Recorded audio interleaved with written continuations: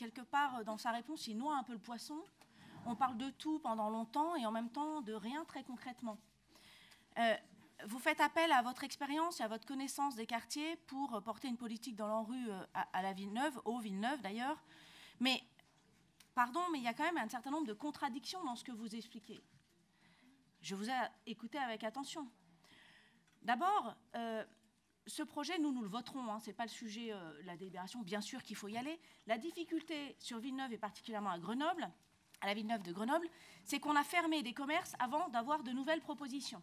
Donc aujourd'hui, et depuis plusieurs années, on n'a plus de commerce quasiment à la Villeneuve de Grenoble. Et on ne sait pas tout à fait encore quand vont ouvrir les nouveaux commerces. Donc pendant plusieurs années, on a des habitants à Villeneuve, et notamment à l'Arlequin, qui n'ont plus de commerce de proximité. Ça, c'est un enjeu, à mon sens, fondamental. Pourquoi avoir fait fermer des commerces avant même que la nouvelle offre, qui en plus n'est pas dans les mêmes locaux et aux mêmes endroits, soit réalisée? Il y a là quand même quelque chose en termes d'offres commerciales et de responsabilité publique qui n'est pas assumée par la métropole. Et moi, je suis très critique par rapport à ça. Deuxième enjeu, vous nous perdez dans votre discours sur Grand Place, c'est le modèle des années 75. Enfin, je vous rappelle que l'extension de Grand Place est en cours. Voilà, qu'elle a été votée par vos amis de Grenoble, ici approuvée. Voilà, donc vous dénoncez un modèle commercial de Grand Place qui est en pleine extension. Donc c'est très contradictoire avec ce que vous votez par rapport à ce que vous dites, monsieur le maire. Donc, et enfin, moi je crois qu'il est fondamental, je suis d'accord avec vous sur le fait qu'il ne faut pas opposer des commerces de galeries marchandes telles qu'on pouvait les connaître, telles qu'hélas, elles sont encore dupliquées, ne serait-ce qu'à Saint-Martin-d'Air dans le projet NERPIC, que ça existe encore ce genre de modèle, comme l'extension de Grand Place. Notre groupe s'est toujours prononcé sur ces deux sujets. Ça ne rentre pas directement en confrontation avec le commerce local, mais quand même, c'est une réalité, parce qu'il y avait des commerces à la Villeneuve de Grenoble que vous avez fermés. Où vont aujourd'hui les habitants de la Villeneuve? Eh bien, ils vont à Grand Place, ils vont dans ces grandes zones puisqu'ils n'ont plus le choix. D'ailleurs, ils y vont parfois difficilement, à pied ou avec des difficultés de déplacement qu'ils n'avaient pas avec le commerce de proximité. Je pense notamment aux personnes âgées, qui sont nombreuses dans ces quartiers. Donc il y a là quelque chose qui ne fonctionne pas dans votre discours sur Grand Place, sur les grandes surfaces, alors qu'il y a l'extension en cours, il y a un ERPIC, et puis on ferme des commerces avant d'en créer d'autres. Pardon, mais vous pouvez me raconter ce que vous voulez pendant 7 minutes, la réalité des habitants de Villeneuve, elle est là. Ils n'ont plus de commerce et ça va durer. Merci. La parole est à Michel Savin. Oui, quelques réflexions par rapport à ce débat. Tout d'abord, mais c'est bien précisé dans la délibération, l'augmentation donc de ce marché qui passe de 3,7 millions d'euros à 5,4 millions d'euros. Et c'est précisé, est lié au quartier sensible de ce territoire. Et non, je voulais dire, par rapport au propos de Renzo Sully, qui tout à l'heure... Et je pense qu'il faut qu'on fasse attention à ce qu'on dit. Une population qui est en grande difficulté dans ces quartiers avec des revenus faibles. Revenus faibles ne veut pas dire délinquance.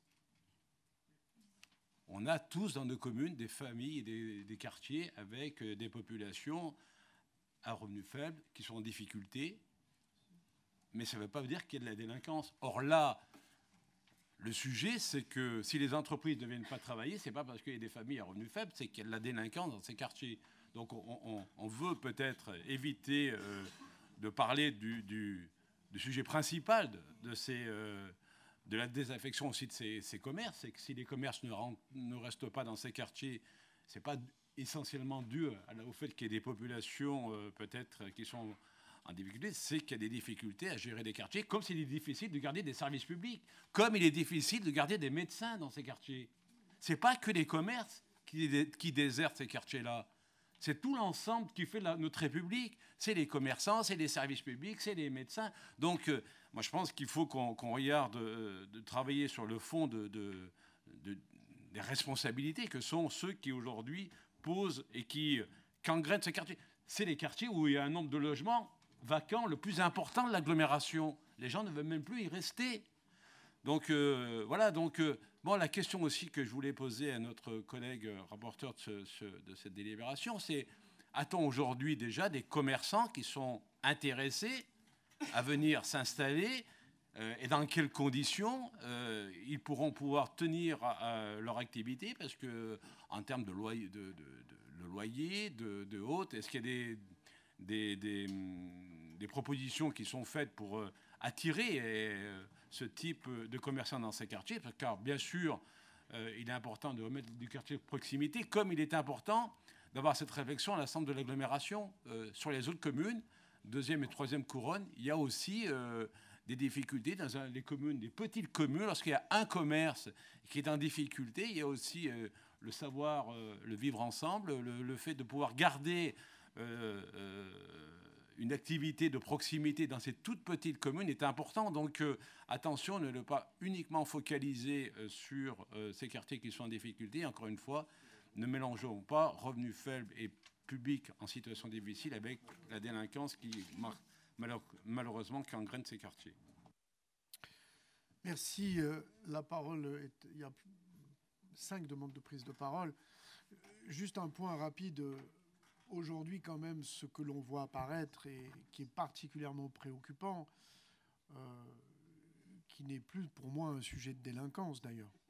C'est quelque chose qui a atteint un niveau, mais qui se voit à Grenoble, mais qui se voit dans toutes les grandes métropoles. C'est une forme de mafia organisée qui est en train de tout simplement prendre les choses. C'est plus du tout le même sujet. Et c'est pour ça que, voilà, je dirais parfois on utilise un peu des mots... et les élus sont à la manœuvre. Hein. La métropole, le maire d'Échirolles, le maire de Grenoble, auprès du procureur, auprès de la police, pour essayer de trouver des solutions, effectivement. Mais nous passons à un stade qui aujourd'hui est un stade qui est observé, je dirais, lorsque nous sommes allés à l'ANRU avec le maire d'Échirolles, le maire de Saint-Martin-d'Air, le maire de Grenoble, le préfet, les bailleurs, pour évoquer le sujet de la clause de revoyure, la directrice générale de l'ANRU et l'ensemble des représentants des ministères mesuraient bien aujourd'hui ce qui était en train d'évoluer en termes, je dirais, dans beaucoup de métropoles de France, sur des chantiers de renouvellement urbain, avec des mécaniques extrêmement complexes qui sont plus, je dirais, de type mafieuse que de type de délinquance de proximité telle qu'on peut la connaître et sur lequel nous devons lutter et travailler, évidemment, et combattre. Mais on est sur des objets qui sont aujourd'hui largement plus prégnants et préoccupants. La parole est à Alain Carignon. Oui, Monsieur le Président. Juste 2 mots à la suite de ce qu'a dit Monsieur Sully. D'abord, il a reconnu qu'il était contraint de concentrer les personnes les plus en difficulté dans les quartiers politiques de la ville.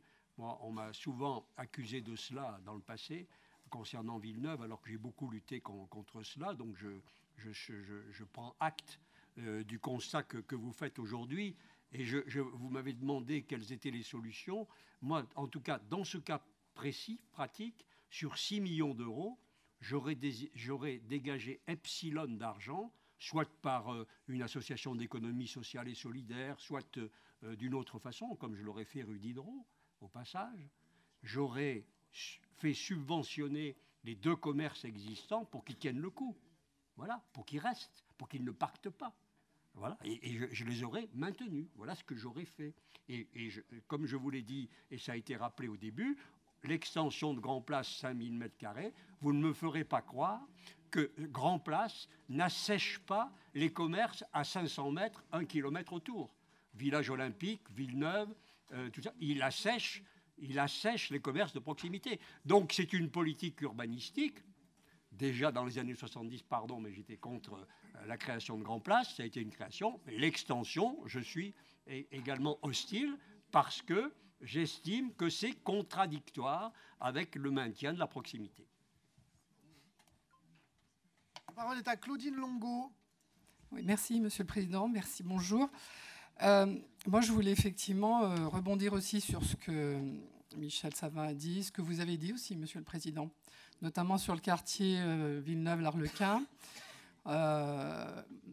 Je suis donc administratrice chez Actis et c'est vrai que dernièrement, nous avons eu une commission sociale de tranquillité résidentielle et il apparaît effectivement, enfin ça apparaît pas, c'est connu, que vous avez des gens qui se servent de la misère des gens qui habitent ces quartiers, qui vont jusqu'à les mettre dehors, c'est ce dont je pense que vous vouliez parler, et qui les mettent dehors pour utiliser leur appartement, soit en faire des logements nourrices, soit effectivement y loger eux-mêmes, ou leur sous-louer effectivement leur propre logement.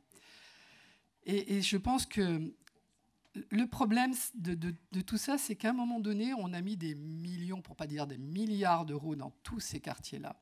Et que finalement, au fil des années, au fil des dizaines d'années, on se rend compte que les choses ne s'améliorent pas. Alors, c'est vrai que ça n'a rien à voir avec le commerce, mais quand même, je profite de cette délibération pour dire que c'est plus des quartiers où il y a de la délinquance, c'est des quartiers où on ne peut plus entrer. Voilà, c'est des quartiers complètement en insécurité. Et la difficulté, ça va être effectivement, même si on continue à mettre des milliers d'euros, je pense que la difficulté, ça va être de pouvoir continuer à faire venir des gens, effectivement, qui gagnent 1,5% du SMIC pour pouvoir venir assainir et pouvoir faire un rééquilibrage de tous ces quartiers politiques de la ville. Et là, je pense qu'on est... Je dis hélas, je pense qu'on n'est pas dans ces solutions-là pour pouvoir effectivement redonner un peu vie à tous ces quartiers. Alors les commerces de ces quartiers, effectivement, hein, en plus, les gens aujourd'hui ont changé leur façon de consommer énormément. Vous n'empêcherez pas les gens de prendre le tram ou de prendre le bus pour aller à Leclerc, même si vous habitez proche d'un commerce, parce que effectivement, l'attractivité des grandes surfaces, c'est qu'on y trouve plein de choses. Et malheureusement, les prix sont aussi beaucoup plus attractifs que dans les petits commerces. Et ça, c'est effectivement tout un... Alors, j'ai pas de solution, hein. Je dis simplement que, voilà, pour moi, à force de mettre de l'argent voilà, dans toutes ces dispositions, dans tous ces dispositifs, dans tous ces quartiers, je pense qu'il va falloir fonctionner autrement. Il va falloir prendre le problème par un autre bout, quoi. Voilà, c'est tout. Merci. Il y a énormément de demandes de prise de parole. Nous en sommes à près d'une dizaine. Je vais laisser la parole à Éric Piolle et Barbara Schumann qui prendra plutôt à la fin de... La parole est à Éric Piolle. Là. Oui, un petit mot, parce que à chaque fois qu'on parle de sujets qui touchent des quartiers populaires, il y a une petite tendance à dériver et à parler de tout et n'importe quoi. J'ai apprécié la tentative de Michel Savin pour essayer de démonter les préjugés et d'arrêter de dire que des conditions de précarité économique engendreraient nécessairement de la délinquance. Oui, d'autre part, nos territoires, c'est vrai pour les cœurs de métropole, mais c'est vrai aussi pour des communes plus petites alentours, sont touchés par le deal. Oui, c'est vrai. Oui, c'est vrai, nous avons des marchands de sommeil à certains endroits. Et parfois c'est assez nouveau, notamment dans le logement social, en tout cas c'est assez nouveau et récent, et c'est pour ça que nous travaillons main dans la main avec le procureur et le préfet et la police, qui est en permanence sur le terrain, puisque je rappelle qu'il y a une BST à la Villeneuve pour essayer de lutter du mieux possible contre ce phénomène de marchand de sommeil qui est assez nouveau et extrêmement inquiétant. Et oui, il y a un problème, comme l'a dit le président de la métropole, sur la sécurisation des chantiers. Nous avons d'ailleurs demandé et obtenu des financements de l'ANRU pour accompagner cette sécurisation des chantiers qui ont engendré parfois certains retards. Hein. On l'a vécu, nous, ville de Grenoble, sur la démolition du CCAS, par exemple. Donc ça a des conséquences. OK. Il me semble important d'aller un peu plus loin dans le démontage des préjugés, Monsieur Savin. C'est pas des endroits où on ne peut pas aller, comme le dit votre voisine. Venez, hein, on y va toutes les semaines, ça se passe très bien, les gens sont très gentils, il y a plein de gens très contents, il n'y a pas besoin d'assainir, ce terme est absolument atroce, il n'y a pas besoin d'assainir ces quartiers en y amenant de nouvelles populations qu'on sortirait de je ne sais où. Il faut mesurer quand même ce qu'on dit en termes de mots. J'étais encore hier soir à un spectacle à Mistral qui était extraordinaire, avec plein de gens qui sont très variés. À la Villeneuve, il se passe plein de choses extraordinaires, donc je vous invite à y aller. Il y a notamment, en matière de service public, une scène nationale pour les enfants. que pour ma part je fréquente depuis que les miens ont l'âge d'aller au théâtre, donc ça fait maintenant 20 ans, plus de 20 ans, et cette scène continue de prospérer, elle vient d'être labellisée, ça marche. Il y a 2 centres de santé. Je crois qu'il y a beaucoup d'endroits en France qui aimeraient avoir autant de concentration de médecins sur un territoire. Donc on ne peut pas dire que non, les médecins et les services publics ont disparu, c'est faux. Il y a 2 maisons des habitants, il y a une scène nationale labellisée, il y a une bibliothèque, il se passe énormément de choses, ce qui n'enlève pas la partie problème, hein, évidemment, mais évitons les raccourcis, les préjugés, hein, et donc si vous avez envie, allons-y. J'ai amené parfois des sous-préfets hein, qui, là aussi, allaient à tâtons et se disaient qu'est-ce qui va se passer. Je dis allez-y, on y va de façon anonyme, on y va, on marche, vous verrez que ça se passe très bien. Voilà. Ça n'enlève pas le fait qu'il y a du deal, ça n'empêche pas le fait qu'il peut y avoir du racket sur les chantiers, ça n'empêche pas plein d'autres problèmes. Mais, encore une fois, démontons les préjugés jusqu'au bout et évitons de tomber dans des termes qui parfois font horreur. Pour ma part, je rappellerai effectivement vos affres, Monsieur Carignan, à la fois sur la gestion des bailleurs sociaux, avec l'Opale, que vous avez quasi coulé, et, il faut le rappeler, et effectivement avec une stratégie à l'époque d'attribution des logements qui était à la fois clientéliste et malsaine. C'est votre héritage. Vous pouvez changer 30 ans plus tard ce que vous avez fait il y a 30 ans, votre discours, mais ça ne changera pas la réalité des faits et le souvenir que vous avez laissé à cet endroit-là. Enfin, en termes de financement, rappelons juste que les financements qui sont mis sur ces quartiers sont certes très importants. Hein. On parle pour l'ANRU, c'est 450 millions d'euros sur 10 ans, c'est quelque chose qui est colossal, pour les financements d'État, pour les financements des municipalités, pour le financement de la métropole, pour les financements des bailleurs sociaux qui en portent la plus grande partie. Mais gardons aussi des échelles. Parce que les quartiers populaires, les 1300 quartiers populaires, aujourd'hui, c'est le logement de 5300 personnes en France, 5300 personnes en France, et en termes d'attribution de financement, ils sont plutôt sous-dotés en termes de financement public, sous-dotés en matière d'accompagnement, et donc effectivement, cela pose des problèmes, mais on n'est pas en train de dépenser de l'argent pour rien, même si, je le dis, le financement que nous mettons sur les réhabilitations ne change pas les problèmes sociaux, hein, il faut le dire. Je demande depuis 2014 qu'il y ait 10% des financements de l'ANRU qui aillent sur le développement social, économique, environnemental des quartiers. Pour l'instant, l'ANRU continue de penser que c'est uniquement en finançant des réhabilitations de dur sur du logement ou des espaces publics qu'on va résoudre les problèmes. Je pense qu'il faudrait orienter, même d'une question purement de valorisation patrimoniale, il faudrait orienter 10% de ces financements pour le développement social, économique et environnemental des quartiers. Peut-être qu'un jour, on arrivera à ce qui me semble être de la lucidité. Merci. Merci beaucoup. Alors, il y a demande de parole d'Hassane Bouzegoub, Nicolas Pinel, Renzo Sully, Laetitia Rabi, Claudine Longo et Barbara Schumann à ce stade. Donc, je vais passer la parole à Hassane Bouzegoub. Merci, Monsieur le Président. Ce que j'entends là, c'est assez grave, en fait. Et ce qui est assez étrange également, c'est que très souvent, dès lors qu'on parle des quartiers populaires, donc de QPV, très très vite, on oublie là, le corps de la délibération pour aller autour de fantasmes, de chimères. Il ne faut pas qu'on regarde nos quartiers par le biais de W9 ou de BFM, parce que là, on va s'y perdre. On va se perdre parce que la réalité de nos quartiers, la vie est dure, la vie est difficile. Quand le sénateur Savin nous dit que nous, on a des gens pauvres, mais ils ne sont pas délinquants, comme si la délinquance était quelque chose dans l'ADN de ces habitants ou de ces jeunes. D'abord, je rappelle qu'ils sont tous nés en France. Ils ont tous été à l'école de la République, avec des parcours, etc. Mais il y a un élément qu'on n'a jamais oublié, c'est que la misère sociale, c'est un élément qui constitue la délinquance.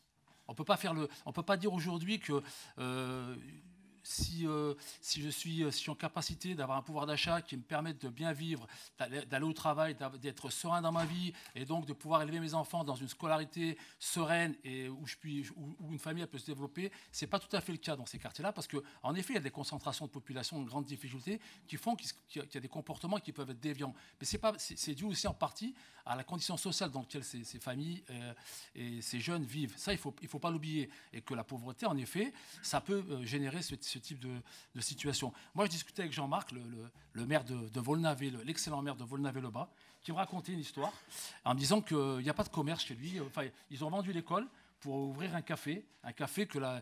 Donc je me dis, bah, c'est bizarre, nous on n'a pas de café, par exemple sur le quartier Mistral, je parle du Mistral parce que c'est un quartier qui me tient à cœur, et pourtant on a un café mais il est vide. Alors peut-être qu'on pourrait se poser la question les uns et les autres, qu'il y a parfois des commerces qui existent, qu'il y a des habitants, et comment se fait-il que la greffe ne le prend pas? Il y a des vraies questions qu'on doit se poser sur des commerces qui ne fonctionnent pas. Mais l'effort qui est fait aujourd'hui par la métropole sur la mise en place de structures et d'infrastructures pour que ça puisse être créé, on peut pas le nier. Et sachez, pour terminer, que les premières victimes de tout ça, ça reste les habitants. Les habitants qui sont dans ces quartiers. Alors, M. Carignan, vous parlez du système mafieux, je ne sais pas ce que vous avez dit sur les entreprises de sécurité, etc. Ce que je veux dire, c'est que les habitants, très bien, eh ben, les habitants de ces quartiers populaires en sont les principales victimes, il faut le savoir. Souvent, il y a des politiques publiques qui sont en direction de ces habitants, sur lesquels on leur demande en plus pas tout le temps leur avis. Sous prétexte de la participation des habitants, on leur fait dire pas mal de choses. Donc, il faut à la fois, je pense, respecter la dignité humaine de ces populations, pour reprendre le terme de certains qui ont adopté ce terme-là, qui vivent dans ces quartiers, leur laisser la possibilité de s'épanouir et arrêtons de les juger à travers n'importe quelle fenêtre de l'action publique et sociale qu'on met dans ces quartiers, parce que ça ne pourra plus durer. Et de créer des clivages au fil de l'eau de nos conseils, ça devient compliqué. C'est limite irrespectueux et indigne du comportement des uns et des autres de cette Assemblée. Voilà, merci. Merci. Je vais laisser la parole à Nicolas Pinel, etc. Je voudrais juste apporter un élément. Moi, je trouve parfois assez caricatural que l'on puisse considérer que nous sommes, nous, ici, dans une forme de vase clos et finalement isolés de tout sujet, je dirais, plus général et plus national. Moi, je suis convaincu que ces mêmes débats, ils ont lieu dans beaucoup de métropoles, en fait. Parce que la réalité, c'est qu'en fait, il y a, je dirais, des contextes et des enjeux nationaux qui ont pesé sur l'évolution de ces quartiers depuis des décennies. Et je trouve qu'il est toujours facile d'expliquer qu'aujourd'hui, comment avons-nous pu construire un urbanisme de cette façon, vu aujourd'hui les problèmes qu'il y a. Ben, en fait, à l'époque, tout le monde considérait que c'était le bon urbanisme, en fait. Alors, un peu d'humilité sur, finalement, ces espèces de leçons que l'on donne et qu'on serait juge, finalement, de tout aujourd'hui, de défaillances qui existent depuis des décennies. Oui, mais c'est ça, la réalité. Et donc, vous, puisque vous avez été ministre d'ailleurs. Vous avez été ministre dans les plus hautes fonctions de ce pays. Donc, à un moment donné, moi, j'aime bien qu'on revienne un peu et qu'on mette un peu d'humilité dans les sujets. Et d'ailleurs, les cadres d'intervention qui sont les nôtres aujourd'hui, parce que franchement, passer sous les fourches codines de l'ANRU, de l'ANA, je peux vous assurer que la marge de manœuvre que les acteurs locaux peuvent avoir sur finalement ces grands sujets, bon, eh ben, c'est pas énorme, hein, sérieusement.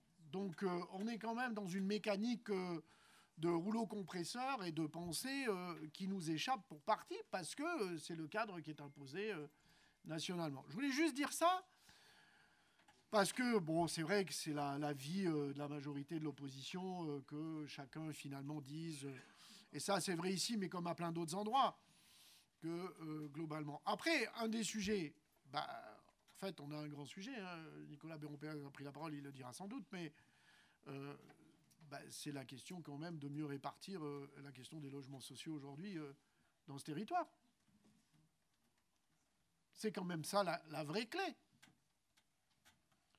Donc je sais qu'il y a des efforts qui sont faits, mais nous mesurons quand même le besoin d'efforts encore complémentaires à faire sur ce sujet. Si nous voulons véritablement que finalement nous sortions en fait, d'une approche que vous décriez comme aujourd'hui absolument pas la bonne. Donc c'est ça aussi le sujet. La parole est à Nicolas Pinel. Oui, bonjour. Alors, je m'excuse, on peut parler urbanisme, histoire de l'urbanisme, etc. Moi, je voudrais quand même revenir sur le cas très précis. Je m'excuse pour ma voix, j'en ai quasiment plus. Je voudrais revenir sur le cas très précis de l'Arlequin, qui est quand même le sujet de la délibération. Et je voudrais vous évoquer ici le réel. C'est-à-dire, moi, j'habite l'Arlequin depuis 30 ans, et donc je peux vous témoigner de ce que je vois au quotidien, le soir, le matin, la journée. Et malheureusement, Éric Piolle, ce n'est pas du tout le quartier que vous décrivez. Ce que je vis au quotidien n'est pas celui-là. Il l'a été, mais il ne l'est plus aujourd'hui. Voilà. Le président, Monsieur le Président, vous évoquiez tout à l'heure effectivement la question de mafia organisée. C'est effectivement quasiment ça qu'on voit aujourd'hui à l'Arlequin.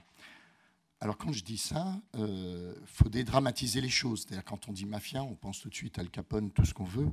Non, il s'agit, là en l'occurrence à l'Arlequin, soyons très concrets, d'une quarantaine de jeunes qui ont entre 15 et 20 ans, qui glissent tout doucement, qui ont glissé tout doucement depuis septembre, octobre, voilà, et qui effectivement aujourd'hui pourrissent le quartier. Ce n'est pas une fatalité, ça. Ça, c'est une conséquence directe d'actions, de choix qui ont été faits dans cette enceinte ou qui ont été faits dans d'autres enceintes. Je pense notamment au conseil municipal de Grenoble. Ces jeunes-là, ils ne se sont pas dit un jour, je vais devenir délinquant, je vais devenir mafieux. Ces jeunes-là, à un moment donné, ils aspirent à vivre une vie heureuse, à vivre une vie épanouie et à créer des projets, etc. Ces jeunes-là, à un moment donné, ils occupent les espaces qui sont délaissés. Ils occupent les espaces, les territoires qui ont été abandonnés. Et ces territoires abandonnés, ça a été les commerces. Émilie Chalas l'a bien dit, depuis plus d'un an, nous n'avons plus de commerce sur l'Arlequin, à part le bureau de tabac. C'est-à-dire que ces espaces de vie ont été complètement abandonnés depuis un an. Nous avons, la ville de Grenoble a fermé la structure d'animation jeunesse sur l'Arlequin, réfléchi à la mise en place d'autres choses, etc. Entre deux, il n'y a rien. Voilà. Nous abandonnons donc la jeunesse à nouveau, un nouveau territoire qui est abandonné.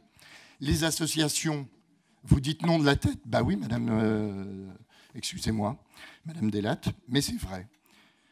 Les associations, j'en parle pas, c'est pareil. Vous abandonnez progressivement tous les territoires de l'Arlequin. Donc aujourd'hui, il ne faut pas s'en étonner. Ce n'est pas une mafia constituée qui s'est créée en disant bah, « tiens, effectivement, je vais devenir mafieux ». Ils occupent simplement les espaces que nous avons délaissés. C'est pas quelque chose, c'est pas une fatalité. Je rappelle, dans les années 2000, tout le travail partenarial qui a été fait à la fois avec les commerces, à la fois avec les acteurs de prévention, d'animation, avec les acteurs de l'éducation, avec les éducateurs de la santé. À partir du moment où il y a un maillage partenarial, le travail est possible. Et l'action est possible, et il est possible de se réapproprier l'espace. Il faut vraiment avoir conscience que l'Arlequin, c'est 13 ans de travaux sans discontinuité. Ça fait 13 ans que la galerie de l'Arlequin est en travaux. Les habitants subissent ça depuis 13 ans. Voilà, c'est aussi ça qu'il faut avoir en tête. Alors simplement, on peut mettre tout l'argent qu'on veut dans ces quartiers, dans les murs, dans le béton. À un moment donné, il ne faut pas oublier le lien social et il ne faut pas oublier l'humain. Et ça, c'est des décisions que vous prenez, que nous prenons ici, et c'est aussi des décisions que le conseil municipal de Grenoble a prises. Et donc aujourd'hui, et je leur ai déjà dit au conseil municipal, ils en sont responsables, ils en sont coupables. On voit bien aujourd'hui cette réalité. Madame Delatte, vous ne pouvez pas dire non, vous l'avez voté. Merci. Barbara Schumann. Oui, merci. Les commerces, on les a pas, enfin les commerces à venir en tout cas, et je suis la première frustrée que ça n'ait pas avancé plus vite. J'ai redit tout à l'heure les difficultés des marchés publics et de l'obtention des marchés publics et de la hausse des matériaux.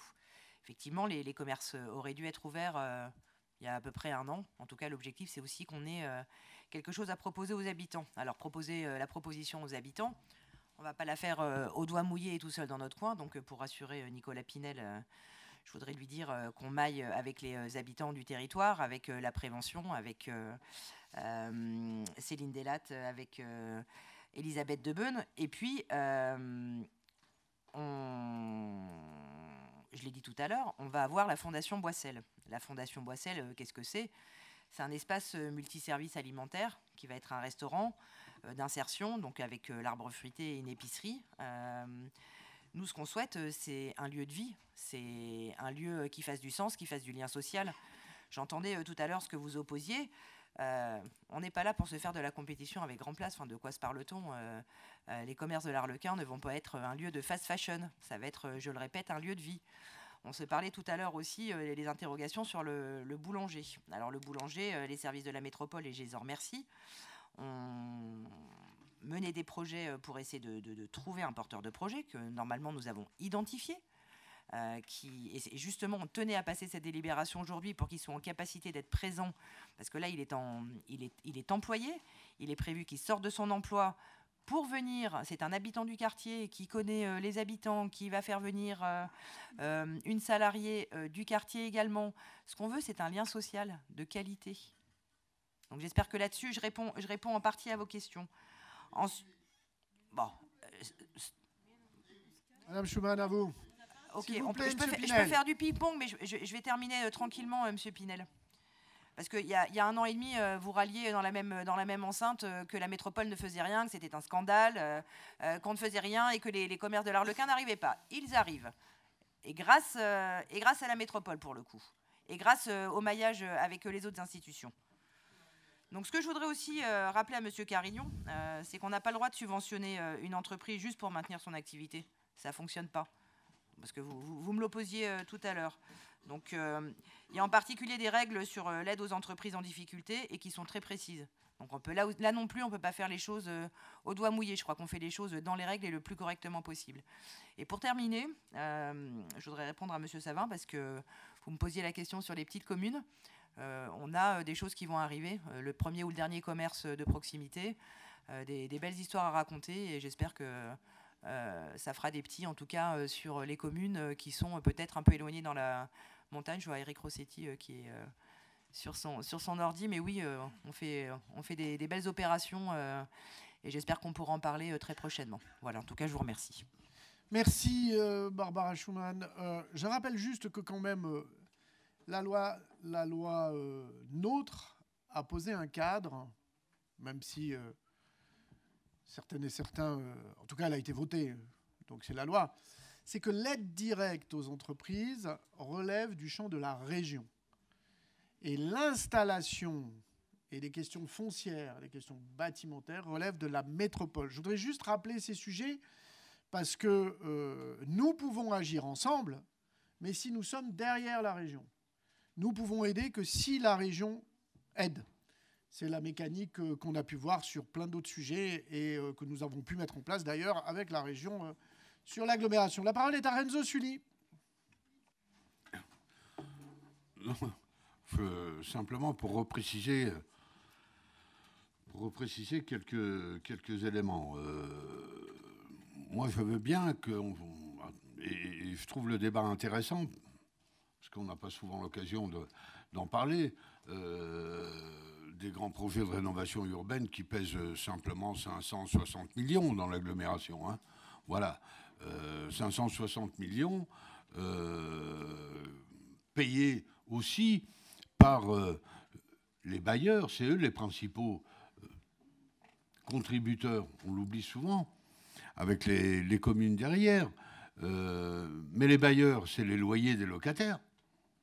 C'est-à-dire que c'est les locataires qui, en fait, pour une grande partie, payent leur rénovation et contribuent au développement économique de notre agglomération. Parce que 560 millions, ce sont des marchés publics, on oublie trop souvent, qui font, je dirais, tourner quelques milliers d'emplois dans notre agglomération. Voilà, c'est un aspect que je voulais réévoquer. Après, je le redis et l'occasion. Oui, on peut écouter ce qui se dit, les mots valises, on les connaît maintenant de ce point de vue-là, quand on dit oui, de toute façon, ça a servi à rien.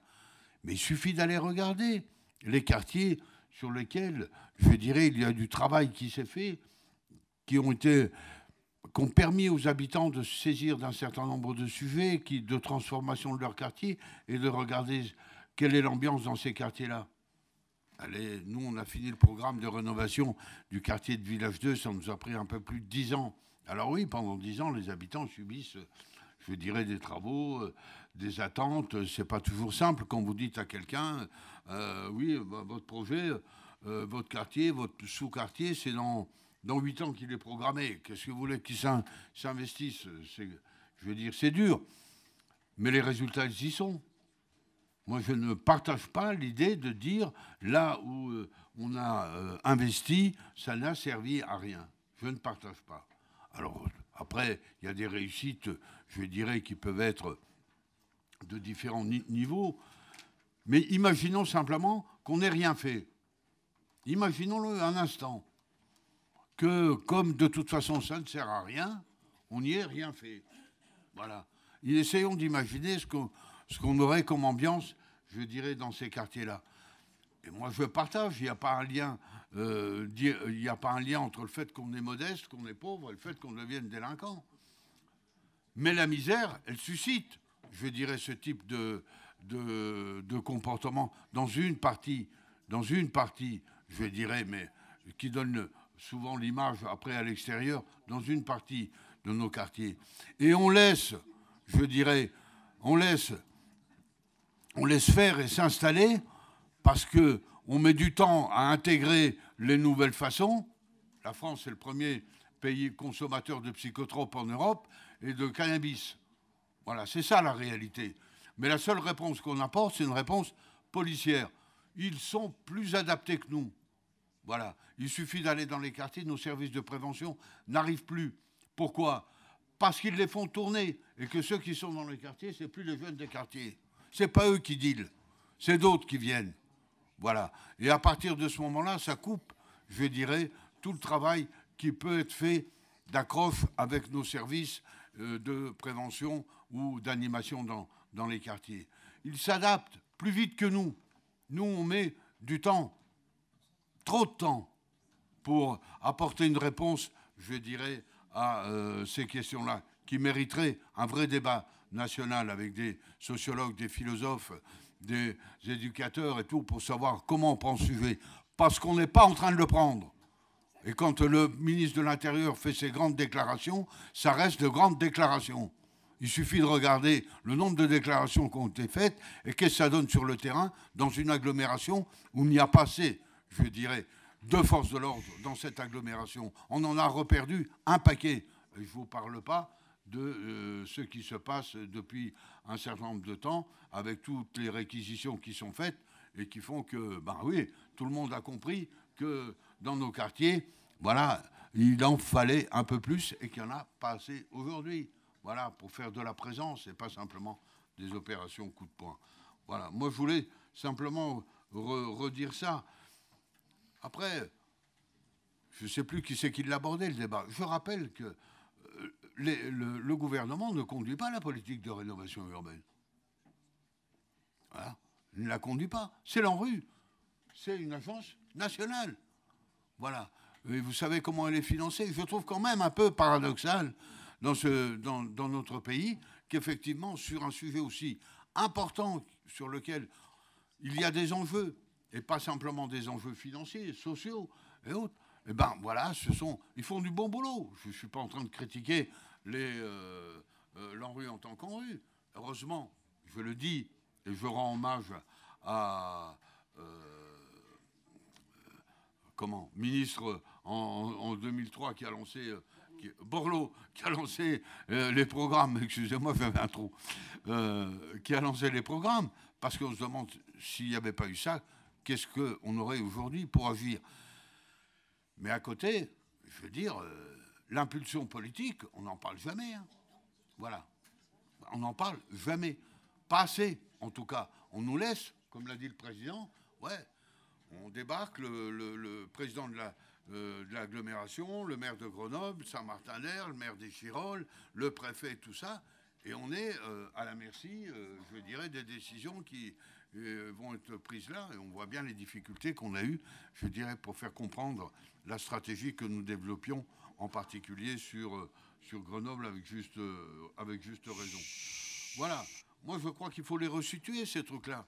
Après, dernière chose, je dirais, moi, je veux bien, mais les grandes surfaces. Qui a décidé, dans les années 60, de faire que la France serait le pays en Europe où il y a le plus grand nombre de grandes surfaces? Bon, c'est pas un gouvernement de gauche. Bon, voilà, c'est pas un gouvernement de gauche qui l'a fait. Et ça a eu des conséquences. Personne n'est en train de nier, et pas moi, qu'il y a, je dirais, aussi du lien avec le fait que, quand on est à côté d'une grande surface, c'est plus compliqué de faire du commerce de proximité. Je dis simplement, oui, mais je dis simplement tout à l'heure que ce n'est pas la seule cause. Parce que pendant 30 ans, ça a fonctionné. Et nos quartiers populaires, ils ont fonctionné. Et qu'aujourd'hui, ces quartiers ne fonctionnent plus. Pas que cela, il suffit de prendre les quartiers résidentiels, les plus résidentiels. Voilà, et que ce soit sur Grenoble ou que ce soit sur Échirolles, il se passe quoi lorsqu'il s'est passé 30 ou 40 ans qu'un certain nombre de commerces qui avant étaient l'épicerie, je dirais, comme ça, du quartier, aujourd'hui, n'ont plus le chiffre d'affaires qui leur permet de faire un certain nombre de choses, parce que le vieillissement, parce que la précarisation, parce que le nombre d'habitants du quartier, et en plus, pour un certain nombre, les difficultés d'accession urbaine qu'il peut y avoir avec le commerce sur dalle, comme je disais tout à l'heure. C'est tout ça qui joue, et pas simplement de dire les grandes surfaces, vous avez eu tort. Vous savez, Leclerc s'est implanté en 85 à Échirolles. C'était ou Leclerc ou Auchan à Vif. Et vous le savez, voilà. Moi, je venais d'être juste jeune élu dans une commission économique de la ville de Grenoble avec un nouveau maire, 83. Vous voyez à qui je fais référence. Oui, mais à Grenoble, il y a 0 autoroute. Elle contourne la ville de Grenoble. Elle ne la traverse jamais. Voilà. Ben, on peut toujours raisonner comme ça. Mais les effets, ils y sont. Voilà. Les effets, ils y sont. C'est comme ça. Et à l'époque, c'était ça. Et le maire de Grenoble, le maire d'Échirolles, il a dit quoi? Il a dit, écoutez, si c'est pour faire un Auchan à Clé, autant faire un Leclerc à Échirolles. Voilà, puisqu'on avait la demande. Eh bien oui, c'est ce qui s'est passé. Mais pourquoi? Parce qu'ils ont les autorisations de pouvoir faire des grandes surfaces. La politique des grandes surfaces n'est pas définie par l'agglomération grenobloise. Elle a été définie nationalement. Ça a été un choix, et on peut penser, sans doute, avec juste raison, que c'est un choix erroné. En tout cas, en grande partie, on aurait dû un peu plus contraindre cela pour permettre de... Aujourd'hui, vous les mettez où? Même si on voulait, vous les mettez où? Tous les commerçants qui sont à Grand Place, à Leclerc, et demain ailleurs. Vous les mettez où? Vous les casez où dans les centres-villes? Et comme par hasard, quand on regarde les centres-villes en France, historiques, ils sont tous en perte de vitesse. Tous. Voilà. Ils sont tous en perte de vitesse. Parce qu'il y a d'autres raisons. Il n'y a pas que des raisons, je dirais, simplistes comme ça et tout. Ça s'analyse... Je dirais, en tout cas, c'est du ressort de chaque ville, et moi, je les respecte. Mais c'est la réalité, c'est pas simplement à Grenoble, c'est aller ailleurs. Aller ailleurs, poser les questions ailleurs, et vous avez tout à fait les mêmes phénomènes. Voilà, moi, je voulais simplement en profiter, je vais sans doute excéder mon temps de parole, mais pour dire quelques éléments de réflexion. De réflexion, je ne dis pas que c'est la vérité ou que c'est automatique ce que je viens de dire, mais de réflexion. Voilà, pour notre agglomération, pour nos villes, nos quartiers populaires et nos habitants. Merci. Écoutez, il reste 4 demandes de prise de parole. J'invite les 4 demandes de prise de parole. Il n'empêche que, quoi qu'on puisse dire, même s'il y a des ping-pong qui s'opèrent, on a, je trouve, un débat... sur le fond des choses qui n'était pas inintéressant d'avoir, me semble-t-il. Alors, je laisse la parole à Laetitia Rabi, et il reste Claudine Longo, Michel Savin et Émilie Chalas.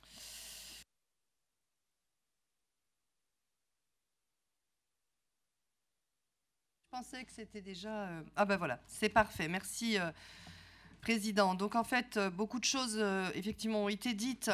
Je pense que déjà, il faut saluer, je crois, le travail et la délibération qui est portée par les deux co-rapporteurs, Barbara Schumann, Renzo Sully.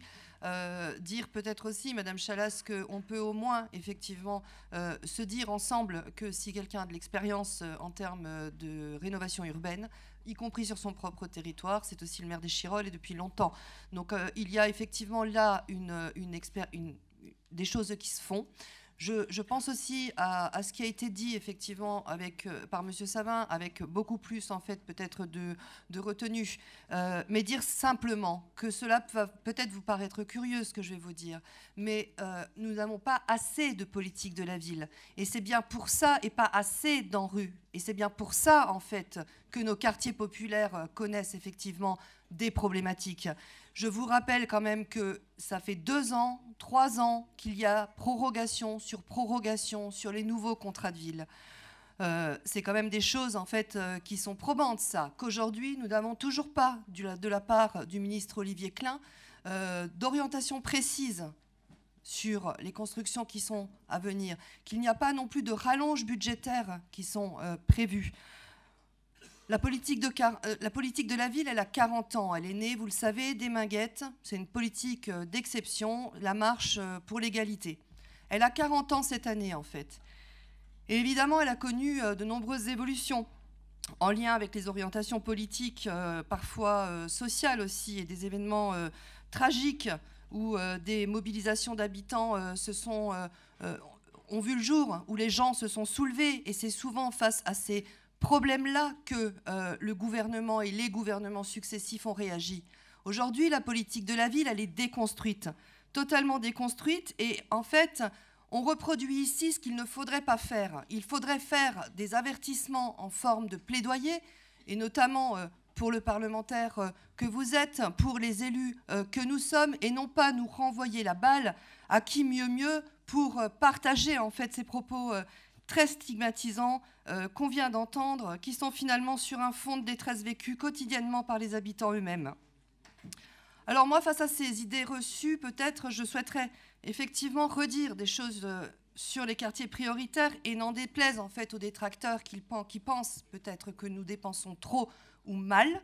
Je rappelle que nous avons quand même des rénovations de qualité dans les 10 quartiers prioritaires de la ville, sur les 5 communes qui comptent effectivement dans la géographie de l'État, et où nous intervenons de très belle manière, que ce soit à Grenoble, que ce soit à Pont-de-Claix, que ce soit chez Franck Longo. Enfin, je veux dire, on le sait, nous avons quand même de très belles réalisations qui sont signées, en fait, sur les programmes ANRU et qui ont été travaillés, en fait, et notamment par Renzo Sully avec l'ensemble des élus de la métropole.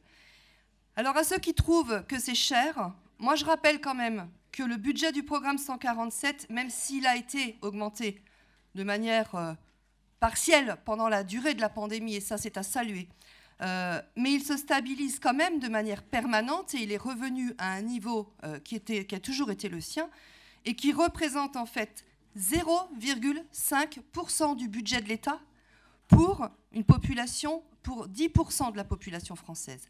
0,5% du budget de l'État. Donc effectivement, on peut se dire ce serait mieux dépensé, on fait trop, etc. Quand les sommes arrivent, elles paraissent extrêmement importantes. Elles ne le sont pas. Je pense que dans cette métropole, le diagnostic social de territoire le montre. C'est 60 000 personnes sur nos 49 communes qui vivent en dessous du seuil de pauvreté. C'est-à-dire qu'en fait, c'est la 2e commune. La pauvreté représenterait la 2e commune de cette métropole. Donc voilà, je pense qu'il y a des choses effectivement qu'il faut savoir remettre en face. Et puis la politique de la ville, c'est également un objet et des politiques complexes parce qu'elles sont extrêmement transversales. Elles touchent en fait à tous les domaines et à tous les champs qui font le quotidien des personnes. Et évidemment, pour sa mise en œuvre, ça nécessite de nombreux partenaires, tant au niveau national qu'au niveau local, avec des temporalités, Renzo Sully l'a dit, qui sont effectivement à des échelles qui ne sont pas forcément celles des habitats aujourd'hui, parce que quand on dit que ce sont des habitants où les gens seraient donc concentrés, j'ai entendu ce mot, c'est absolument terrible quand même, concentrés. Enfin, moi, j'aimerais bien qu'on n'utilise plus ce type de mot. Et puis, si la concentration ne vous convient pas, il y a un PLH qui se crée. Vous avez tout à fait possibilité, effectivement, de créer aussi des PLAI ou des constructions pour les loyers et pour les personnes à très très faibles ressources dans d'autres communes. C'est tout à fait possible. Voilà. Et ça va être tout à fait nécessaire aussi. Parce que la paupérisation, mais je ne dis pas que vous ne le faites pas, Monsieur Savin, je dis effectivement simplement qu'il faut le faire et que c'est quelque chose qui doit être partagé. Voilà. Merci. La parole est à Claudine Longo. Merci. Oui, je voulais reprendre la parole parce que je voulais apporter quelques précisions afin qu'on ne se méprenne pas non plus complètement. Alors peut-être que j'ai été maladroite sur certains de mes propos. Quand je parle d'assainissement, je ne parle pas bien sûr de toutes ces familles qui vivent et qui respectent le vivre ensemble. Ces familles que je respecte énormément. Certains peut-être ne le savent pas, mais j'ai été quand même pendant des années adjointe en charge du logement et du social sur ma commune. Et je connais bien effectivement les problématiques des familles qui ont des soucis pour finir leur fin de mois, qui ont des soucis d'éducation parce qu'ils ont des problèmes avec leurs enfants, enfin tout ça. Je voulais simplement dire, quand j'ai dit le mot assainir, c'était assainir effectivement ces quartiers qui sont gangrénés par des... Alors, je n'irai pas jusqu'à dire mafieux, parce que gangrénés par ces personnes qui se servent de la misère, justement, qui se servent de la misère des personnes qui habitent dans ces quartiers, pour pouvoir effectivement profiter d'eux. Et c'est de là que je voulais parler. Oui, je sais que ça vous choque, mais ce n'est pas grave. Parce que ce que je dis là, je suis sûr qu'une majorité des 450 000 habitants de cette agglomération et de cette métropole pensent aussi comme moi. Donc, quand je vois le montant, effectivement, que les bailleurs sociaux sont obligés de mettre pour rénover les logements, pour sécuriser les logements qui sont squattés, qui sont récupérés, où on vire, où il y a certaines personnes, certains trafiquants truands, je vais dire, qui virent des familles vulnérables de leur logement pour utiliser ces logements pour eux-mêmes, ou pour les sous-louer, les relouer, ou en faire des logements nourrices, je trouve ça inadmissible. Je ne suis pas contre l'ANRU, Monsieur Sully. J'ai été également élu aussi sur le précédent mandat et je siégeais dans votre commission. Je ne suis pas du tout contre l'ANRU, pas du tout. Mais c'est vrai qu'il faut dire aussi que quand on voit les sommes, alors peut-être qu'effectivement c'est des grosses sommes, alors effectivement si rien n'avait été fait, je suis d'accord, ça serait catastrophique. Il y a certainement de très belles réussites, et ça, j'ai connu Échirolles aussi dans les années 70, et Échirolles a changé complètement de visage, et c'est très bien pour les Échirolloises et les Échirollois, c'est super. Mais il y a des réalisations qui sont plus complexes, il y a des projets qui sont beaucoup plus compliqués, et c'est là-dessus, je pense qu'il faudrait effectivement... Alors, oui, les problèmes de sécurité, c'est l'État, c'est la police et tout ça. Le vivre ensemble, c'est aussi, effectivement, quand Monsieur Piolle, vous avez parlé tout à l'heure, effectivement, le rééquilibrage territorial, on veut faire venir des familles, mais ça, c'est aussi un des dispositifs que la métro a voulu dans le cadre de ce rééquilibrage territorial. Et moi, j'ai toujours essayé de comprendre comment, effectivement, ce rééquilibrage a été réalisé. Est-ce un bilan du nombre de familles qui effectivement touchent le 1,5% du SMIC, qui pouvaient effectivement apporter et apaiser ces secteurs? Eh bien, j'aimerais, et je n'ai jamais réussi à avoir la réponse à cette question. Voilà, donc je suis désolée, mais bon, voilà, c'était simplement... Moi, toutes ces familles qui vivent bien dans ces quartiers sont victimes de tout cela. Et ça, moi, ça m'insupporte énormément. Voilà. Merci. Sur ce point, vous avez totalement raison, Madame Longo. C'est un sujet sur lequel, clairement, nous sommes en phase. Michel Savin, Émilie Chalas, Nicolas Béron-Pérez, et je vous propose ensuite de clore nos échanges sur ce sujet. Michel Savin. Merci, Président. Tout d'abord, je voudrais remercier la vice-présidente pour sa réponse déjà pour les commerces, notamment pour les commerces dans les communes périphériques. Donc j'entends bien que des actions vont être menées et qui seront proposées lors de ce conseil. Donc Merci pour cette réponse, mais c'était bien de le préciser peut-être aussi. Redire aussi à nos collègues, mon intervention, et je le redis, il ne faut pas associer logement social avec pauvreté et délinquance. Voilà, parce que c'est trop facile ce raccourci. Il y a des quartiers où il y a énormément de logements sociaux et des familles qui vivent très tranquillement parce que, comme l'a dit le président de la métropole, ils ne sont pas touchés par ce qu'il a appelé une mafia organisée. Donc voilà quel était mon propos. Et la raison qui fait aujourd'hui qu'on passe quand même de 3,7 millions ce marché à 5,4 millions, c'est écrit dans cette délibération. C'est dû à ça, des problèmes d'insécurité qui font que ce marché est en train d'exploser. Et ce marché, c'est de l'argent public. Alors, si on ne peut pas expliquer quand même que ça nous pose des questions de rajouter 1,7 million sur ce marché parce que les entreprises refusent de venir travailler dans ces quartiers, eh bien, écoutez, il faut nous le dire. Moi, on est des élus métropolitains, on a une responsabilité devant les délibérations qu'on doit voter qui engagent de l'argent public. Et j'aurais dit, cette augmentation est due à ça. Les entreprises ne veulent plus venir travailler dans ces quartiers. Et ce n'est pas parce que c'est un quartier avec des logements sociaux et des familles à revenus modestes, c'est parce qu'il y a la délinquance et la mafia organisée. Madame Raby, à vous surprendre, je partage ce que vous venez de dire. Je partage totalement. C'est vrai que c'est une politique de l'État. Et l'État, ce gouvernement, comme d'autres qui l'ont précédé ces 10 dernières années, est défaillant. Voilà. Donc, et je ne crois pas que ce soit uniquement un problème de financement.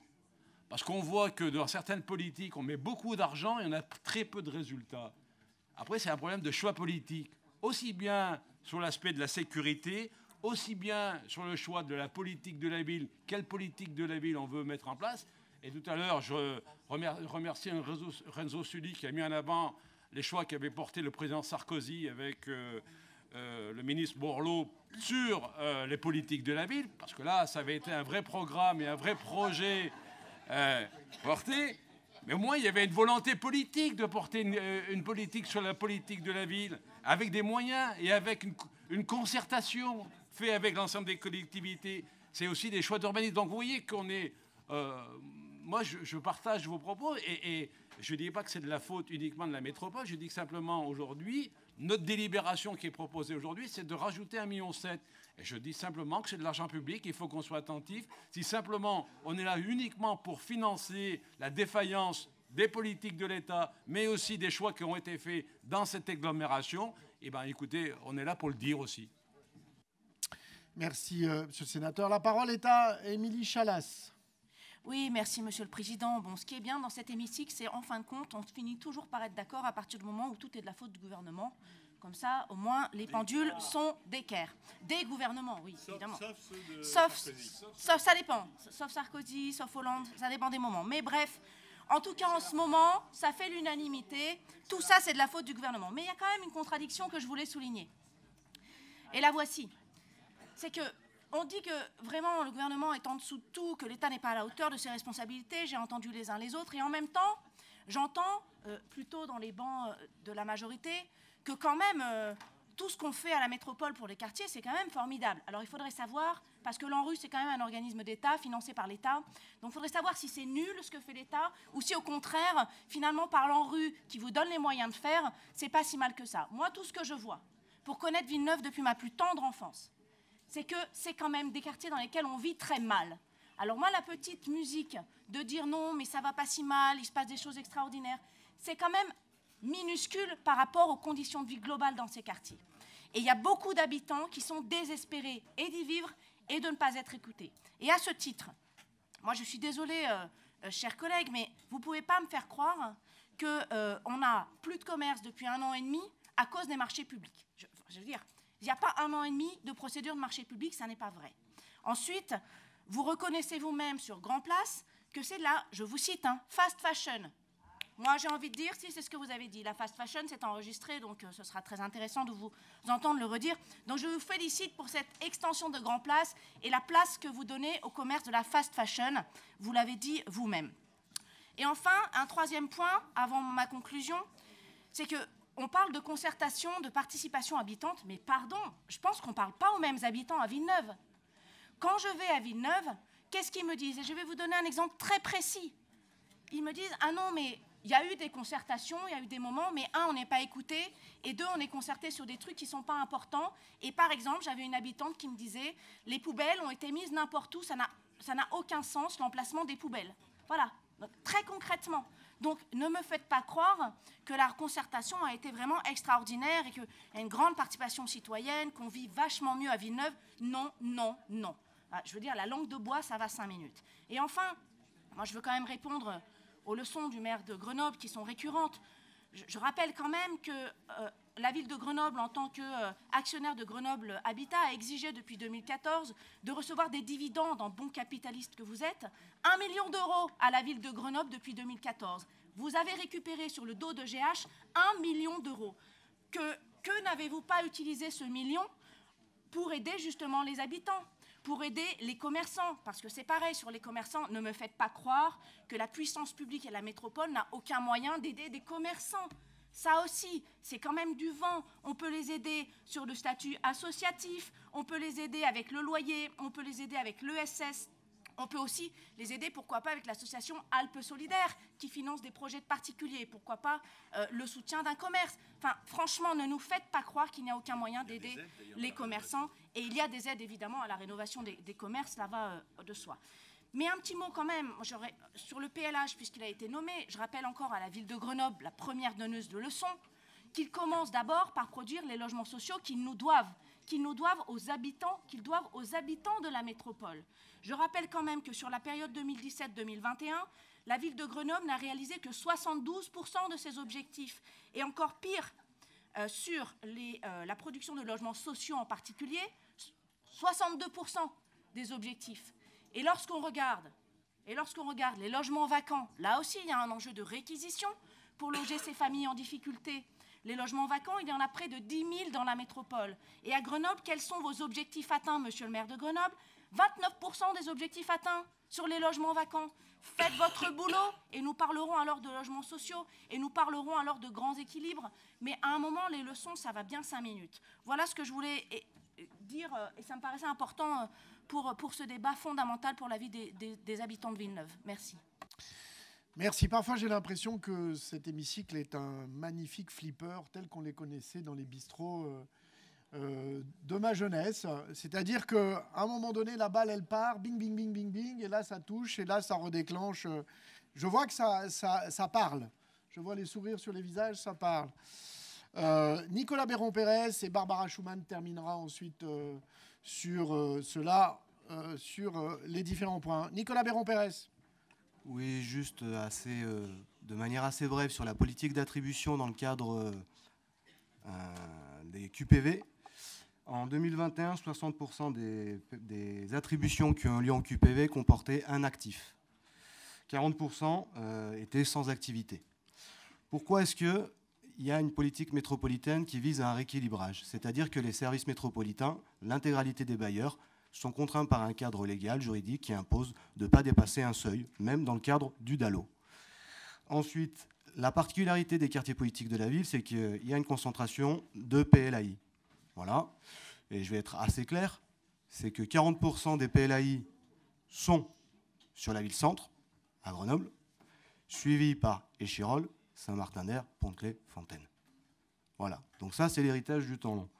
Après, sur la question de la précarité de manière assez succincte, c'est que j'entends beaucoup de personnes qui sont détracteurs en train de dire oui, ça génère de la délinquance, de taux de précarité, etc. Et je veux juste pointer une contradiction.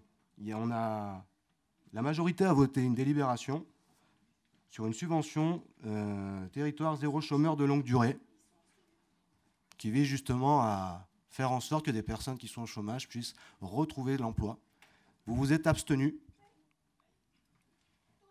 tous, et aujourd'hui vous parlez encore de la concentration de précarité. Ensuite, ça a été rappelé, et Barbara Schumann l'a très bien rappelé. Oui, il me semble qu'elle a... Pinel, ne remettez pas 50 centimes dans le... Voilà. Juste, Ou le flipper. ça a été rappelé de manière territoriale et de manière assez concrète. Il y a une augmentation de la précarité au niveau national, 1 million de personnes précaires. C'est les chiffres.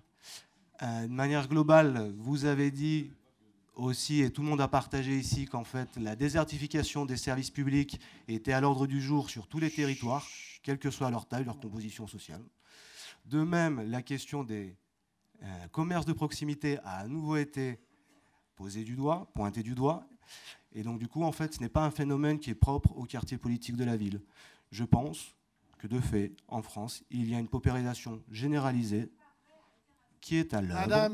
Madame Chalas, vous n'avez pas la parole. Pas d'interpellation sans demande de prise de parole. Je rappelle le règlement.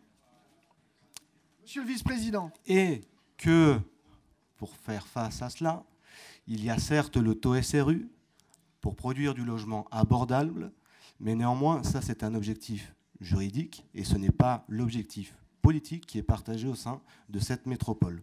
Nous souhaitons, il me semble, aller au-delà du taux de 25% de logements publics sur l'intégralité de la métropole. Pour atteindre 25, c'est environ... Oui, je vous réponds du coup. En termes de chiffres, d'après les chiffres qui ont été communiqués au service de la métropole, il manque 257 logements locatifs sociaux à produire pour la ville de Grenoble pour atteindre le taux de 25%. Est-ce que ce sera satisfaisant? Je ne crois pas. En face de ça, nous avons 7000 demandeurs de logements locatifs sociaux sur la ville de Grenoble. L'enjeu est de produire beaucoup plus de logements abordables. Je vous remercie. Merci. La parole est à Laurent Tovis, demande la parole en dernière étape, mais ensuite... Laurent Tovis demande la parole. Je vais vous la donner, monsieur. Ne commencez pas à crier, à dire qu'il apparaissait un mécontentement à l'idée que je dise ça. C'est pourtant bien ça. Vous demandez bien la parole. Je vous la donne, et ensuite Barbara Schumann conclura, et ça sera le tilt final du flipper tel qu'on le connaissait. Laurent Tovis. Oui, merci, Monsieur le Président. Je trouve quand même cocasse les réactions de ceux qui viennent de parler pendant quasiment 1 heure et qui m'interdiraient de parler pendant 30 secondes. Simplement pour répondre à l'interrogation, à l'accusation de Nicolas Béron-Pérez, on vient de vérifier, nous on a toujours voté pour territoire zéro chômeur longue durée, on va d'ailleurs revoter pour. La seule interrogation qu'on avait eue à un moment donné, elle concernait une intervention de Céline Delatte. Et effectivement, je m'étais étonné que Fontaine ne soit pas dans les villes qui étaient ciblées. Et Céline Delatte nous avait répondu, fort justement, on avait revérifié que la précédente municipalité n'avait pas candidaté. C'est juste ça. Nous n'avons jamais voté contre territoire zéro chômeur longue durée. Donc évitez ce type de... voilà. Merci. Barbara Schumann termine ce débat. Je vais terminer rapidement, merci. Bon, je voudrais juste redire à Madame Chalas, au cas où elle l'aurait oublié, que l'ANRU finance... est financé par Action Logement et que l'Action Logement, ce n'est pas l'État. Juste pour rappel. Bon. Autre chose, vous dites qu'on n'aide pas les commerces. Bon, je ne vais pas redire ce que j'ai dit à ces messieurs en bout de tribune tout à l'heure, ou je peux le répéter si vous le souhaitez, peut-être que vous n'aviez pas compris mes propos, que le droit de subventionner, qu'on n'a pas le droit de subventionner une entreprise juste pour maintenir son activité. Je peux rappeler cependant que la métropole, sur son aide au commerce, a dépensé, je pense, plus de 4 millions d'euros. Je crois qu'on a dépassé cette enveloppe-là. Donc de dire qu'on ne fait rien, je trouve ça un peu fort de café. Et dernière chose, bon, on peut se parler de fast fashion, on la trouve surtout en ligne pour le coup, et je disais que Grand Place n'était pas... on ne pouvait pas mettre en parallèle Grand Place qui allait potentiellement casser les commerces de l'Arlequin. Enfin, il n'y a pas de compétition entre les deux pôles. Mais en tout cas, moi, je serais ravie, Madame Chalas, de vous emmener dans le centre-ville de Grenoble. On a inauguré hier avec Elisabeth Debeune un lieu absolument délicieux dans le quartier Gambetta-Championnet. Ah, mais vous le connaissez, fantastique. Écoutez, vous n'allez pas nous mais oui, on aurait pu partir là-dessus. Donc des belles initiatives sur le territoire. S'il vous plaît, mais... Allez, on ira faire du shopping et se faire les ongles, c'est un peu sexiste, Monsieur Tovis. Mais quelle excitation aujourd'hui. Voilà. Bah si, on se dit les choses. Donc, il y a des belles initiatives. On peut se parler des centres commerciaux. Après, c'est quels sont les acteurs du territoire qui font élever un peu le niveau dans les commerces. On en a visité un hier, en tout cas hier soir, qui a été une très très belle découverte. Et je vous invite tous à aller visiter ou rendre visite avec vos enfants ou pour vous-même Gramma Vintage. Voilà, merci beaucoup et bonne fin de délibération. Merci. Elle va passer directement aux voix, puisque je pense que nous avons passé un bon temps à échanger sur tout cela. Sur cette délibération, il y a DNPPV, Alan Confesson, Vincent Fristo, Laura Pfister, Corinne Lemarié, Anne-Sophie Olmos. Je mets aux voix. Qui s'oppose? Il n'y a pas d'opposition de ce Conseil métropolitain à cette délibération. Je voudrais juste le noter après un long débat. Ah ben, j'ai demandé qui s'oppose. Qui s'abstient? Voilà. Merci. Oui. Qui s'abstient? Mais non, mais très bien. Mais du débat jaillit la lumière. Du débat jaillit la lumière. C'était Michel Rocard qui disait ça d'ailleurs. Je ne sais pas ce qui m'arrive. Mais... Bien, c'est adopté. Merci infiniment. L'opération de renouvellement urbain quartier Essart-sur-Yeu à Échirolles. Construction, s'il vous plaît. Construction par la NCT d'un équipement commercial de santé situé avenue des États Généraux. Qui s'oppose? Qui s'abstient? Évidemment, unanimité, merci. Sur cette délibération? Attends, mais non. Voilà. Bien. Oh, mais... Très bien. Merci. Nous passons à la cohésion sociale et territoriale et on va s'arrêter dans un petit moment. Si les débats sont ramassés, si les débats sont synthétiques, et ceci, il n'en tient qu'à vous et à nous. Je me mets dedans, évidemment. Sur l'habitat, le logement et l'hébergement, la demande d'exemption de la loi SRU pour la période triennale pour les communes de Volnavélo et de Vif. Qui s'oppose? Qui s'abstient? Adopté. La solidarité à la politique de la ville. Je laisse la parole à Laetitia Rabi pour la mobilisation de la métropole en faveur des victimes du séisme de la Turquie et de la Syrie, l'attribution d'une enveloppe au FASECO. La parole est à Laetitia Rabi. Oui, merci, Président. Chers collègues, en fait, on vous demande de vous associer par votre vote, effectivement, à cet élan et cette mobilisation de notre métropole en faveur des victimes du double séisme meurtrier qui avait touché le sud de la Turquie et le nord-ouest. On vous demande effectivement de bien vouloir en fait apporter et décider d'un concours au FASECO à hauteur de 10 000 €, donc destiné à ces fins-là.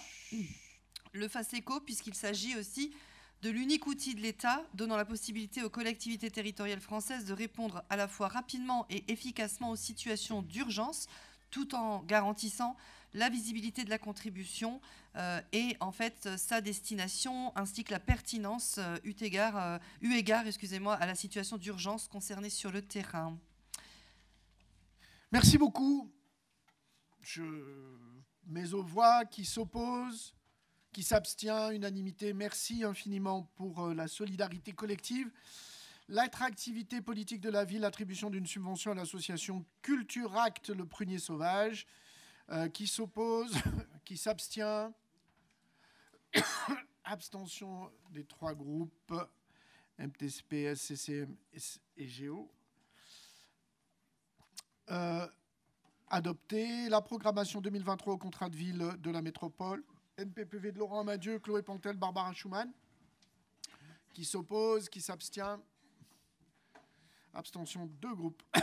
La programmation de l'appel à projet permanent du Fonds d'accompagnement social aux transitions que l'on connaît sous le diminutif de FAST, puisque les anglicismes ont fleuri ce matin. Qui s'oppose? Qui s'abstient?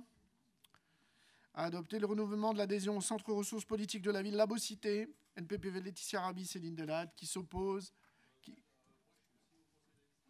Très bien. Donc Laurent Toviste également NPPV. Qui s'oppose? Qui s'abstient? Adopté. Je vous propose de s'arrêter là. Avant, je vais laisser la parole, comme je l'avais dit, à la vice-présidente pour une petite annonce qui concernera la pause méridienne. La parole est à la vice-présidente en charge de l'agriculture, Cyril Plénet. Merci, Monsieur le Président. Mes chers collègues, aujourd'hui, en marge du buffet métropolitain, nous vous proposons une dégustation des fromages qui sont produits à la ferme du Mûrier, produits sur la colline du Mûrier, une ferme qui s'appelle la ferme du Maquis. Cette ferme est dans sa 10e année. 10e année, c'est une ferme métropolitaine, la première ferme métropolitaine qui a été acquise en 2011 suite à la mobilisation des 4 communes qui sont concernées par la colline du Mûrier, avec une concertation auprès de la métropole qui, grâce à la SAFER, a pu préempter l'ensemble de ces terres pour les préserver et permettre l'installation d'un siège d'exploitation agricole. Aujourd'hui, c'est 80 chèvres alpines qui se trouvent sur ce site. Ce sont 3 agriculteurs qui produisent et qui vivent de la production de lait, de la transformation de fromage. Il y a de la vente en circuit court sur place, un logement également qui permet d'accueillir les agriculteurs, de la vente sur les marchés tout autour et également dans un magasin de producteurs. Cette ferme, elle a été construite en 2012 avec du bois de Vercors en BBC et tout dernièrement, cette année, lorsque nous sommes allés leur rendre visite, il était aussi question d'inaugurer les panneaux photovoltaïques, les premiers panneaux que nous posons d'une façon métropolitaine. Ils sont sur cette ferme qui appartient entièrement à la métropole. Les agriculteurs ont un loyer et ils vivent de la valorisation de leurs produits. Bien entendu, ils sont en production biologique. Ils font également ferme pédagogique. Et cette ferme, elle est à l'image de la réussite de cette stratégie métropolitaine en matière de protection du foncier et de valorisation de nos terres agricoles sur notre territoire, en faveur aussi du maintien des espaces ouverts, des circuits courts et de la qualité de la production de nos agriculteurs sur notre métropole. Donc, bonne dégustation de ce fromage de chèvre. Merci. Et avec une petite pensée... Et avec une petite pensée à Jean-Marc Curie, qui avait été un des promoteurs de ce projet. L'ancien maire de Poisat et vice-président de la métropole. À bientôt, merci, bonne app. On laisse 1 heure, il est...